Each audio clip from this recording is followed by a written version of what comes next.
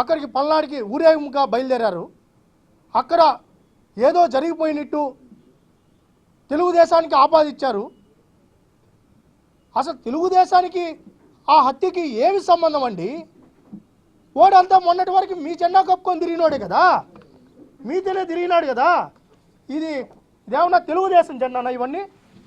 ఇవేమన్నా తెలుగుదేశం జెండాలా, కండువాలా, ఏంటిది? మీతోనే కదా తిరిగాడు. రాత్రి తెలుగుదేశం ఎట్టయిపోతాడు? ఏంటి అబద్ధాలు, ఏంటి దగాకోరు మాటలు? అధికారం లేకపోతే ఒక్కరోజు కూడా బతకలేవా జగన్మోహన్ రెడ్డి? తండ్రి చావుతో పార్టీ పెట్టావు, బాబాయ్ చావుతో అధికారంలోకి వచ్చావు, ఇంకెంతమందిని చంపేస్తావు? ఈ ప్రభుత్వాన్ని ఎలా అయినా భ్రష్టు పట్టించాలి, ఈ రాష్ట్రంలో శాంతి భద్రతలు లేవని చూపించడానికి నువ్వే ఈ హత్యల వెనకాల ఉన్నావని మా ప్రధాన ఆరోపణ. మేము ప్రజలకు కూడా విజ్ఞప్తి చేస్తున్నాం, వైఎస్ఆర్సీపీ కార్యకర్తలు కూడా విజ్ఞప్తి చేస్తున్నాం. జగన్మోహన్ రెడ్డి అధికారం కోసం సొంత బాబాయినే చంపేసిన వ్యక్తి మిమ్మల్ని చంపేస్తానంటే పెద్ద విషయం కాదు. మీరెవరు ఆ దరిదాపుల్లోకి వెళ్ళొద్దండి. మీ ప్రాణాలు జాగ్రత్తగా. ప్రభుత్వంగా శాంతి భద్రతలు కల్పించడంలో కూటమి పార్టీ సమర్థవంతంగా నిర్వహిస్తుంది. అయినా కూడా ఎవరిని ఎట్ట లేపేస్తారో మాకు తెలియదు. ఎందుకంటే హత్యా రాజకీయాల్లో ఆరితేరిన వ్యక్తి ఈ వైఎస్ జగన్మోహన్ రెడ్డి. కాబట్టి వాళ్ళకు కూడా విజ్ఞప్తి చేస్తున్నాం. మరి జగన్మోహన్ రెడ్డి నిన్న ఆయన మాట్లాడి మేము అడుగుతున్నాం, అయ్యా జగన్మోహన్ రెడ్డి పరిగెత్తా పోయినావు కదా, నువ్వు అదే రాష్ట్రంలో ఇదే నాయుడుపేటలో పిల్లలు అస్వస్థతకు గురైతే మరి అక్కడికి ఎందుకు రాలేదు నువ్వు? వైఎస్ఆర్సీపీ కార్యకర్తల వల్ల ఆ ఎంపీడీఓ ఇంతవరకు ఆచూకీ లేదు. మరి ఆ ఎంపీడీఓ పరామర్శకు నువ్వు వెళ్ళావా? వాళ్ళ కుటుంబ పరామర్శకు వెళ్ళావా? ఇంకా చాలా సంఘటనలు జరిగాయి. మరి వాళ్ళందరి దగ్గరికి నువ్వు ఎందుకు వెళ్ళలేదు జగన్మోహన్ రెడ్డి? వాళ్ళంతా ఈ రాష్ట్రంలో ప్రజలు కాదా? అంటే నీకు రాజకీయాల కోసం ఈ పార్టీని, తెలుగుదేశం పార్టీ కూటమి అధికారాన్ని భ్రష్టు పట్టించాలనే ఉద్దేశంతో నువ్వు ఈ రాజకీయాలు చేస్తున్నావని ప్రజలందరూ గమనిస్తున్నారు. మేము ఒకటే చెప్తున్నాం, జగన్మోహన్ రెడ్డి 40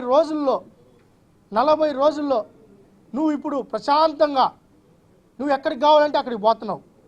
నిజంగా మేము అరికట్టాలనుకుంటే, మిమ్మల్ని ఇబ్బంది పెట్టాలి అనుకుంటే, మీ పార్టీని ఇబ్బంది పెట్టాలనుకుంటే నువ్వు తాడేపల్లి కొంపలో నుంచి బయట రాగలుగుతావా? నెల్లూరులో హెలికాప్టర్లో వచ్చావు, జైలుకి వెళ్ళావు, పరామర్శించావు, మళ్ళా నిన్న పల్నాడికి వెళ్ళావు. శాంతి భద్రతల సమస్య వచ్చినా కూడా ఎక్కడ ఇబ్బంది పెట్టలా. మళ్ళీ కారు విషయం ఎత్తావు. ఇదే జగన్మోహన్ రెడ్డి ఇదే కారులో చంద్రబాబు నాయుడు గారు తిరిగారు కదా, చాలామంది తిరిగారు కదా. మరి నీకొక్కరికే కారు సమస్య ఏంది? బహుశా నువ్వు పొట్టిగా ఉంటావు, నువ్వు 4 అడుగులో 5 అడుగులో ఉంటావు. సఫారీ కారు నీకు సెట్ అవ్వదని చెప్పు, అంతేగాని కారు బాగలేదని చెప్పుకో. నీకు సఫారీ కారు సెట్ అవ్వదు, నేను 4.5 అడుగు ఉంటాను, నా బుద్ధి వంకర బుద్ధి, నీచమైన ఆలోచనలు కలిగిన వ్యక్తిని నేను, కాబట్టి నాకు ఆ కారు సెట్ కాదని చెప్పు. అంతేగాని బ్రేక్ ఫెయిల్ అయింది, కారు బాగలేదు, నిన్నటి వరకు అదే కారులో చంద్రబాబు నాయుడు గారు తిరిగారు కదా ప్రతిపక్ష నేతగా, సెంట్రల్ మినిస్టర్ మొన్న వచ్చిపోయారు కదా, అదే కారులో వైజాగ్కి కుమారస్వామి గారు అదే కారులో తిరిగారు కదా. మరి ఆ రోజు బాగలేని కారు నీకొక్కరికే బాగాలేకుండా వస్తుందా? పరామర్శకి వెళ్ళేటప్పుడు కూడా ఇది ఒక సింపతి. ఏం బతుకయ్యా జగన్మోహన్ రెడ్డి? ఈ సింపతి ఎన్ని రోజులు అని చెప్తున్నా. ఇంత నీచమైన రాజకీయాలు, ఇంత నికృష్టమైన రాజకీయాలు, హత్యా రాజకీయాలు అవసరమా? నందం సుబ్బయ్య గారిని ఎంత గొంతు కోసావు? ఆ రోజు రాష్ట్రపతి పాలన ఎందుకు అడగలేదు? సలాం బాబు ఆత్మహత్య చేసుకున్నారు.